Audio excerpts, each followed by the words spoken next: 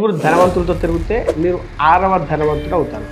మీరు 5గురు చదువులో టాపర్స్తో తిరిగితే మీరు 6వ టాపర్ అవుతారు. పుకార్లతో సమయం వృధా చేస్తున్నామంటే భవిష్యత్తులో సంపద కోల్పోతున్నట్టు అని అర్థం. మనం 40 సంవత్సరాల వయసులో ఎస్ఐపి స్టార్ట్ చేస్తే వీడు 25 సంవత్సరాలకే ఎలా ఎస్ఐపి చేస్తాడు? అమ్మో త్వరగా బాగుపడతాడేమో. వారికంటే మీరు ఫైనాన్షియల్గా మెరుగైన స్థితిలో ఉన్నా కూడా మిమ్మల్ని పేదవారిగానే భావిస్తారు. మీరు వాళ్ళ లైఫ్ స్టైల్ని అనుకరిస్తారు, కానీ వాళ్ళు అప్పుల్లో మునిగిపోతున్నారనే విషయం మీకు తెలియదు. వారు నీ లక్ష్యాల వైపు కాకుండా వేరే వాళ్ళని ఫాలో అయ్యేలా చేస్తారు. నువ్వు వారి లైఫ్ స్టైల్ ఫాలో అవుతావు, కానీ వారి అసలు పరిస్థితి ఎలా ఉంది అనేది నీకు తెలియదు. వారు తక్కువ టైంలో ఎక్కువ డబ్బు సంపాదించాలనే కోరికతో మిమ్మల్ని తక్కువ టైంలో ఎక్కువ డబ్బు సంపాదించవచ్చు అనే ఉచ్చుల్లోకి లాక్కెళ్తారు. దాంతో మీరు మల్టీ లెవెల్ మార్కెటింగ్ ద్వారా మేము కోట్లు సంపాదించాము అని చెప్తున్న వ్యక్తులు కనీసం 5గురికి నేను మెయిల్స్ డైరెక్ట్ మెసేజ్ పెట్టాను, మన ఛానల్కి వచ్చి వారి ఎక్స్పీరియన్సెస్ షేర్ చేసుకోమని. ఒక్కడు కూడా రిప్లై ఇవ్వడు. సంపద అనేది సహనం ద్వారా మాత్రమే పెరుగుతుందని మీరు కూడా మర్చిపోతారు. మీరు 5గురు పేదవాళ్ళతో తిరిగితే మీరు 6వ పేదవాడు అవుతారు. మీరు 5గురు ధనవంతులతో తిరిగితే మీరు 6వ ధనవంతుడు అవుతారు. మీరు 5గురు చదువులో టాపర్స్తో తిరిగితే మీరు 6వ టాపర్ అవుతారు. మన దేశంలో ముఖ్యంగా మిడిల్ క్లాస్ ఫ్యామిలీస్ చాలా కష్టపడతాయి, పొదుపు బాగా చేస్తారు, ఖర్చులు అప్పుల గురించి తెలుసు, అయినా ఎప్పుడు డబ్బు సమస్యలతో బాధపడుతూ ఉంటారు. ఇలా ఎందుకు జరుగుతుందో అని మీరు బాగా ఆలోచిస్తే తెలుస్తుంది ఏంటి అంటే వారి చుట్టూ ఉన్నవారే వారిని పేదవారిగా చేస్తుంటారు. అవును, మన చుట్టూ ఉండేవారే మనల్ని ధనవంతుడిగా చేయొచ్చు, లేదంటే పేదవాడిగా కూడా చేయొచ్చు. ఈ వీడియోలో మిమ్మల్ని పేదవారిగా చేసే 10 రకాల మనుషుల గురించి, వాళ్ళ ప్రభావం మీ మీద పడకుండా ఉండేందుకు ఏం చేయాలో కూడా తెలుసుకుందాం. అంతకంటే ముందు మీరు ఈ వీడియోకు కనీసం ఒక 5000 లైక్స్ ఇస్తే ఇలాంటి మరిన్ని వీడియోలు చేయడానికి మా టీంకు మోటివేషన్గా ఉంటుంది. ఇక ఇప్పుడు అసలు వీడియోలోకి వెళ్దాం. నెంబర్ 1, తరచుగా అప్పు అడిగేవారు. ఇలాంటి వ్యక్తులు ఎప్పుడు ఆర్థిక అత్యవసర పరిస్థితుల్లోనే ఉంటారు. రూమ్ కిరాయి కోసం, హాస్పిటల్ బిల్స్ కోసం, పెళ్లి కోసం, లేదంటే అర్జెంట్ వర్క్ అంటూ ప్రతి నెల అప్పు అడుగుతూనే ఉంటారు. ఒక వారంలో లేదా ఒక నెలలోనే తిరిగిస్తామని మాట కూడా ఇస్తారు, కానీ చాలా అరుదుగా మాత్రమే తిరిగిస్తారు. ఉదాహరణకు ఒక వ్యక్తి చిన్న కిరాణా షాప్ నడుపుతున్నాడు. అతని దగ్గర బంధువు ఒకరు తరచుగా ఆరోగ్య సమస్యలు వస్తున్నాయని చెప్పి ప్రతి నెల అతని దగ్గర 2000 రూపాయల నుండి 5000 రూపాయల వరకు అప్పు అడుగుతూ ఉంటాడు. గత 3 సంవత్సరాల్లో అతడు దాదాపు 1,00,000 రూపాయల వరకు అప్పిచ్చాడు, ఎటువంటి వడ్డీ లేకుండా. ఆ డబ్బులతో అతడు దుకాణానికి కావాల్సిన ఫ్రిడ్జ్ కొనుక్కోవచ్చు, లేదంటే ఎస్ఐపిలో పెట్టుబడి పెట్టవచ్చు. దానివల్ల మంచి రిటర్న్స్ కూడా వచ్చే అవకాశం ఉంటుంది. ఇలాంటి వారు ఎందుకు మిమ్మల్ని పేదవాడిగా చేస్తారంటే దానికి కారణం మీరు మానసికంగా సహాయం చేయాల్సి వస్తుంది, కానీ చివరికి జరిగేది మీరు అప్పటిదాకా పొదుపు చేసిన డబ్బులు నష్టపోతారు. మరి దీని నుండి బయటపడాలంటే మీరు ఏం చేయాలి? డబ్బు ఇవ్వడానికి బదులుగా వేరే విధంగా సహాయం చేస్తామని చెప్పండి. నీకేమైనా ఉద్యోగం దొరకడానికి నేనేమైనా సహాయం చేయనా అని అడగండి. డబ్బును చేతికి ఇవ్వడానికి బదులుగా నేనే హాస్పిటల్కి వచ్చి మొత్తం బిల్లు దగ్గరుండి కడతాను అని చెప్పండి. ఇక రెండవది, పుకార్లకి బానిస అయినవారు. కొంతమంది వ్యక్తుల వ్యవహారం పని తక్కువ మాటలు ఎక్కువ అన్నట్లుగా ఉంటుంది.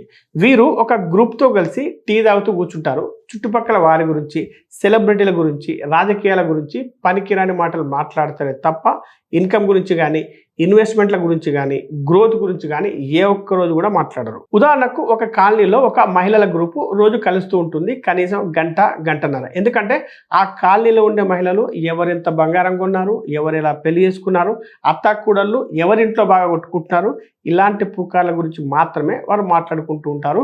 దాంతోపాటు పనిలో పనిగా ప్రభుత్వాన్ని నిందిస్తూ ఉంటారు.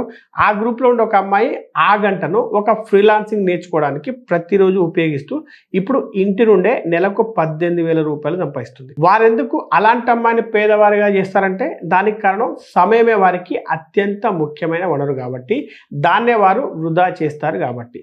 పుకార్లతో సమయం వృధా చేస్తున్నామంటే భవిష్యత్తులో సంపద కోల్పోతున్నట్టు అని అర్థం. అందుకే పుకార్లు మాట్లాడుకునే వారి నుండి దూరంగా ఉండండి. దానివల్ల మీ సమయం చాలా ఆదా అవుతుంది. ఇక మూడవది, నెగిటివ్గా ఆలోచించే మనుషులు.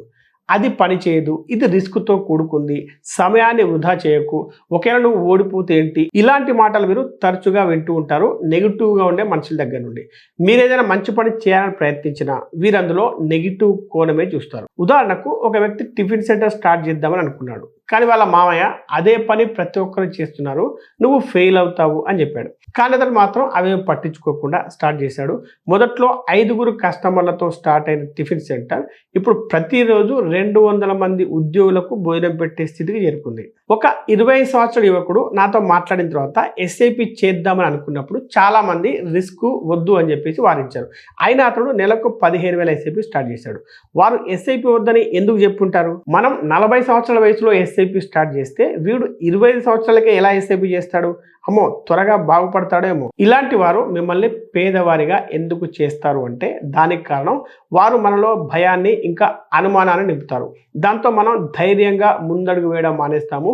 చివరికి వాళ్ళలాగానే మనం కూడా సాధారణంగా మధ్యస్థంగా మారిపోతాం. మరి వీళ్ళ నుండి దూరంగా ఉండాలంటే వారిని గౌరవించండి, కానీ వారి సలహాలు మాత్రం తీసుకోవద్దు. ఆలోచించి అడుగులు వేయండి. ఆ మార్గంలో విజయాన్ని సాధించిన వాళ్ళను అనుసరించండి. ఇక 4వది ద షో ఆఫ్. చాలామంది పొదుపు లేకపోయినా కొత్త ఫోన్లు, ఫ్యాన్సీ కార్లు, అది కూడా ఈఎంఐలో తీసుకుంటారు. క్రెడిట్ కార్డులపై విదేశీ పర్యటనలు మరియు బ్రాండెడ్ దుస్తులు కొంటూ ఉంటారు.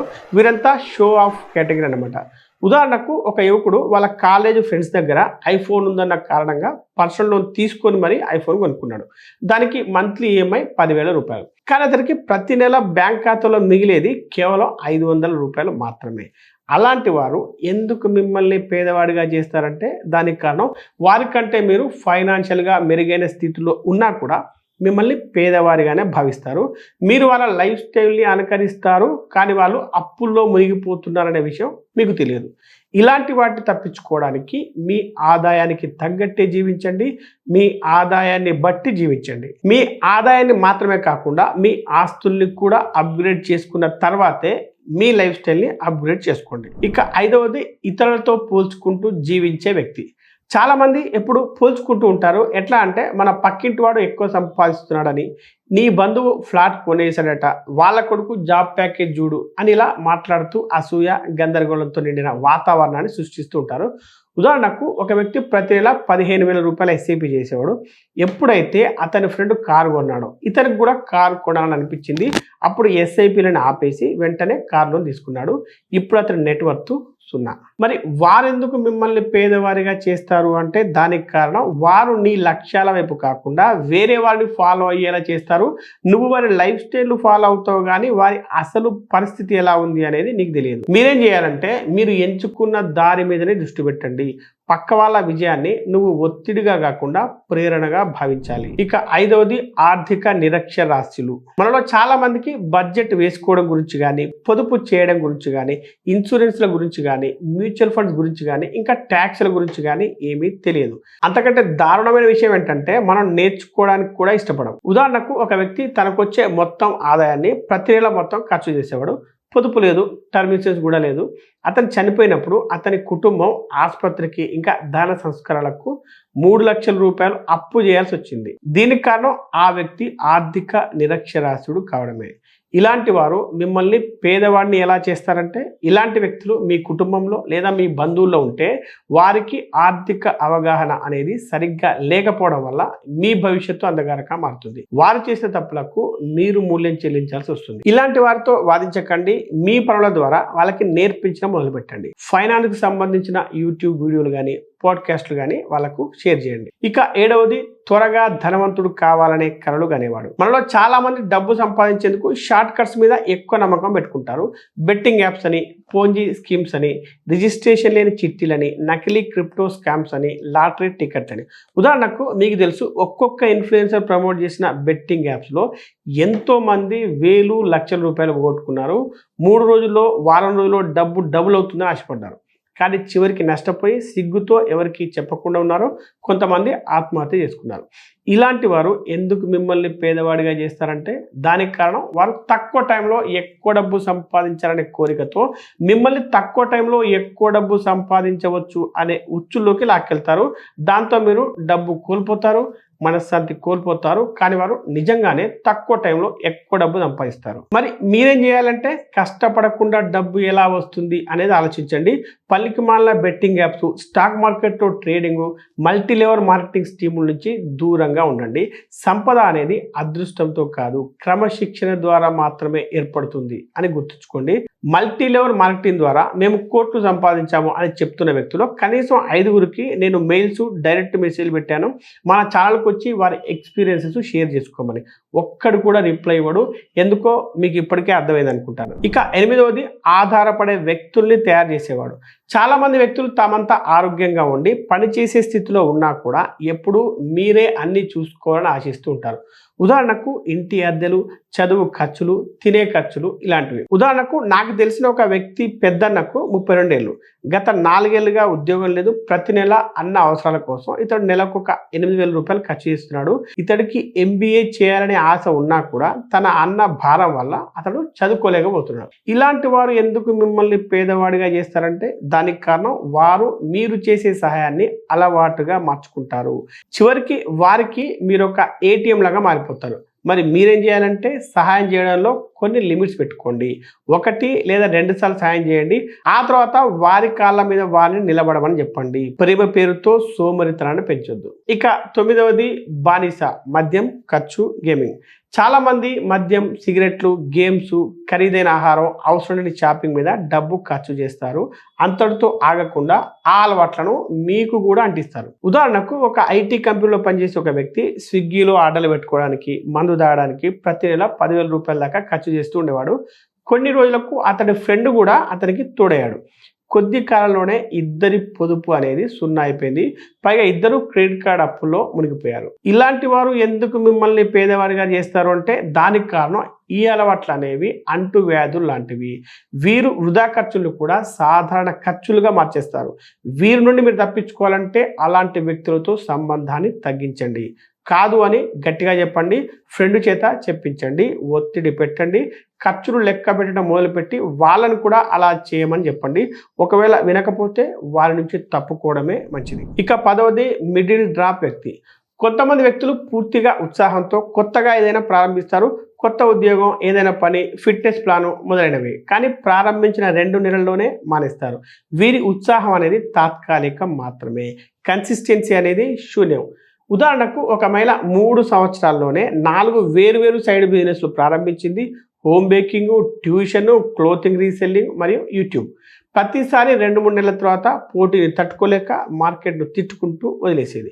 ఇలాంటి వారు ఎందుకు మిమ్మల్ని పేదవాడిగా చేస్తారంటే దానికి కారణం ఏది పని చేయదని నమ్మించేలా మిమ్మల్ని ప్రభావితం చేస్తారు.